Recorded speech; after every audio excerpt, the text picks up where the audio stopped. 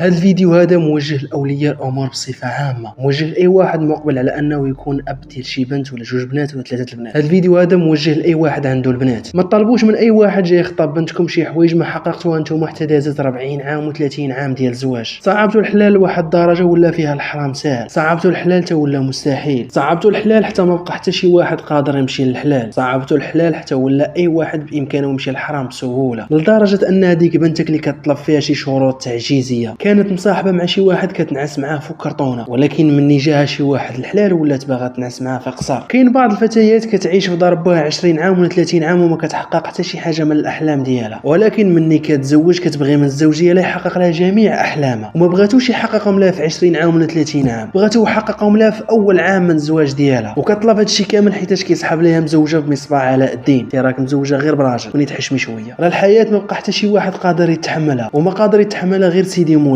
راه الا ما كانش عندك الصبر نيت ما غاديش تقدر تحملها. وهذا الموضوع هذا هو اللي ولا داير في فيسبوك دابا وداير في مواقع التواصل الاجتماعي. وغير البارح انا طالع هابط في فيسبوك حتى طلع لي واحد الفيديو ديال واحد ختنا كان مستضيفه واحد خونا عنده واحد البرنامج في فيسبوك، وكان من الاسئله ديالو قال لها واش انت مع ولا ضد بان الراجل يدير التعدد؟ قالت لي انا مع التعدد. وهنا داك خونا غادي يزيد يسولها وقال لها واش تقبلي باللي الراجل ديالك يجيب لك المره الثانيه؟ قالت لي لا ما نقبلش، حيت الا كان مزوج بيا انا غيبقى يفكر بيا انا، ولا كان مزوج بها هي ما غيفكرش في من غيرها، حيت هي ما تخليش يشوف شي وحده اخرى من غيرها. ياك ما كيصحاب لك انت حور العين؟ واش انت احسن من الله اللي حلل لينا التعدد؟ الشرع اللي عطانا 4 نقول عطاهم هما انا باقي ما عطاني حتى وحده، واش انت احسن من الله؟ وقالت لي اصلا مع هذا الزمان هذا الراجل ما يبقاش يقدر يتحكم حتى في وحده، ما بقى غير جوج وثلاثه. قال لي اللي نفرض بان الراجل موفر لك جميع الشروط، يعني ما مخليك مختصه بحتى حاجه، واش غادي تقبلي به يدير التعدد؟ قلت لي لا. ودابا فهمت سطا هي معاه ولكن في نفس الوقت ضد، يعني حرام عليهم وحلال عليها هي. قال لي لنفرض ان الزوج ديالك بصاليرو قد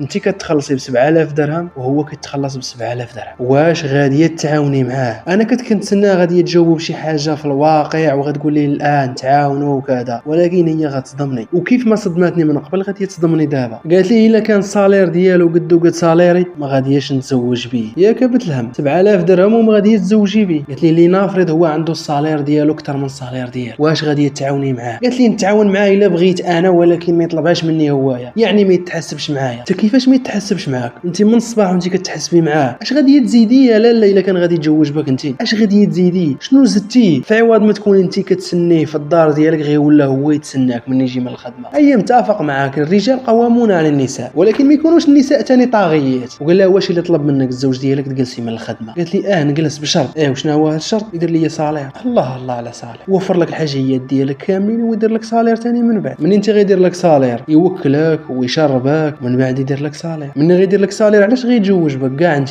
قلت لك حقا ما حقا لا انا ما نقراش وما نديرش وما نضيعش حياتي كامله وفي الاخر نجي نجلس. ولا كنتي انت كتخرجي من 6 ديال الصباح وما تجي حتى 6 ديال العشيه، ويخرج هو كذلك مع 6 ديال الصباح ويجي حتى 6 ديال العشيه، شكون غادي يربي هذاك الولد ولا البنيته اللي غادي تخليه؟ تقولش لي ثاني ما غاديش تولدوا؟ وما يمكنش، الا ما ولدتيش راه غادي يخليك ويمشي يتزوج بغيتي ولا كرهتي، وبقوه القانون وعندك مدي منه. ودابا غادي نجيو عند هذوك القهويات اللي دايرين باجات في الانستغرام وفي تيك توك وفي فيسبوك وفي يوتيوب، وشنو المهمه ديالهم؟ عندهم حتى مهمه اصلا في هذه الحياه، كيديروا حاجه وحده كيقيلوا النهار كامل وهما كيحرشوا في العيالات. ما ديريش ما تكبريش لي الشان، ما ديريش لراجلك. الله والا ما كبرت الشان الراجل لمن غادي تكبروا؟ غتكبروا لك انت اللي ما بقى عندك حتى شي دور في هذه الحياه. نزيدكم واحد النصيحه اللي كيسمعوا لهذا الراجل، راه يوصل حتى ل 50 عام ويتزوج و60 عام ويتزوج، المراه راه كتفوت غير 30 عام يهرب عليها الكار. حنا راه عارفين بان الزواج حتى هو ارزاق، الا بقات شي وحده بلا زواج راه مكتاب ليها تموت بلا زواج، ولكن ما تكونيش انت هي السبب، خلي القدر يجي من عند الله. ما ديريش انت شي حاجه اللي غادي تهرب الراجل. وبهادشي كامل اللي كيوقع ولا الشباب كيهرب من الزواج ولا كيشوف راسو الا تزوج بحال غيدخل الحبس، كيدير مناقص. مع العلم انا ضد هذه الفكره، اي شاب مقبل على الزواج قادر يتزوج